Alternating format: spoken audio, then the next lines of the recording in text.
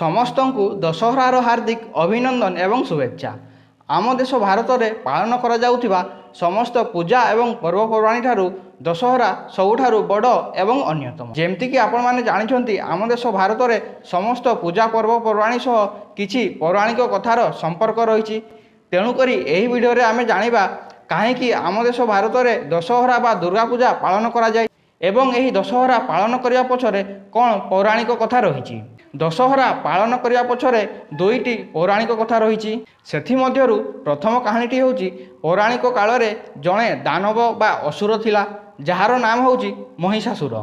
ସିଏ ବ୍ରହ୍ମାଙ୍କ ପାଖରୁ ଆଶୀର୍ବାଦ ପାଇ ଅତି ଶକ୍ତିଶାଳୀ ହୋଇଯାଇଥିଲା ଏବଂ ସେ ଶକ୍ତିଶାଳୀ ହେବା ପରେ ଉଭୟ ପୃଥିବୀ ଏବଂ ଦେବତା ଲୋକକୁ ତାର ଅକ୍ତିଆରକୁ ନେଇ ଆସିଥିଲା ଏବଂ ତାପରେ ସେ ସମସ୍ତ ଦେବତାମାନଙ୍କୁ ବହୁତ ହଇରାଣ କରୁଥିଲା ଏବଂ ସେହି ଦେବତାମାନଙ୍କୁ ରକ୍ଷା କରିବାକୁ ଯାଇ ମାତା ଦୁର୍ଗା 9 ଦିନ ଧରି ମହିଷାସୁର ସହ ଯୁଦ୍ଧ କରିଥିଲେ। ସେଇଥିପାଇଁ ଦଶହରାକୁ ନବରାତ୍ରି ମଧ୍ୟ କୁହାଯାଏ ଏବଂ ଯୁଦ୍ଧର 10ମ ଦିନରେ ମହିଷାସୁରକୁ ବଧ କରିଥିଲେ ମାତା ଦୁର୍ଗା। ସେଇଥିପାଇଁ ଦଶମୀକୁ ବିଜୟା ଦଶମୀ ମଧ୍ୟ କୁହାଯାଏ। ସେଇଥିପାଇଁ ଆମେ ଦୁର୍ଗା ପୂଜାର ସମସ୍ତ ମଣ୍ଡପରେ ମାତା ଦୁର୍ଗାଙ୍କର ମହିଷାସୁରକୁ ବଧ କରିବାର ପ୍ରତିମୂର୍ତ୍ତି ଦେଖିବା ପାଇଁ ପାଇଥାଉ। ଏ ହେଉଛି ଦଶହରା ପାଳନ କରିବାର ପ୍ରଥମ ପୌରାଣିକ କଥା ଏବଂ ଏହାର ଦ୍ୱିତୀୟ ପୌରାଣିକ କଥାଟିର ସମ୍ପର୍କ ରହିଛି ଦ୍ୱାପର ଯୁଗରେ ହୋଇଥିବା ରାମାୟଣ ସହ।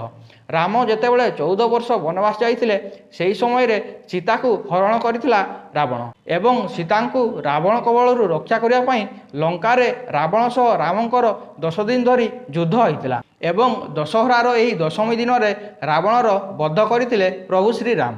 ତେଣୁକରି ଏହାକୁ ବିଜୟା ଦଶମୀ କୁହାଯାଏ ଏବଂ ଏହି ଦିନକୁ ଅଧର୍ମ ଉପରେ ଧର୍ମର ଜୟ ବୋଲି ମଧ୍ୟ କୁହାଯାଇଥାଏ। ତେଣୁକରି ଦଶହରାର ଦଶମୀ ଦିନରେ ସାରା ବିଶ୍ୱରେ ରାବଣ ବଧ ବା ରାବଣ ପୋଡ଼ି ହୋଇଥାଏ। ଏହି ଦୁଇଟି ଯାକ ଘଟଣା ଯେହେତୁ 10 ଦିନ ଧରି ହୋଇଥିଲା, ତେଣୁକରି ଦୁର୍ଗା ପୂଜାକୁ ଦଶହରା ମଧ୍ୟ କୁହାଯାଇଥାଏ। ଦଶହରା ପାଳନ କରିବା ପଛରେ ଏହି ଦୁଇଟି ପ୍ରମୁଖ ପୌରାଣିକ କାହାଣୀ ରହିଛି। ପୁଣି ଥରେ ସମସ୍ତଙ୍କୁ ଦଶହରାର ହାର୍ଦ୍ଦିକ ଅଭିନନ୍ଦନ ଏବଂ ଶୁଭେଚ୍ଛା। ନମସ୍କାର।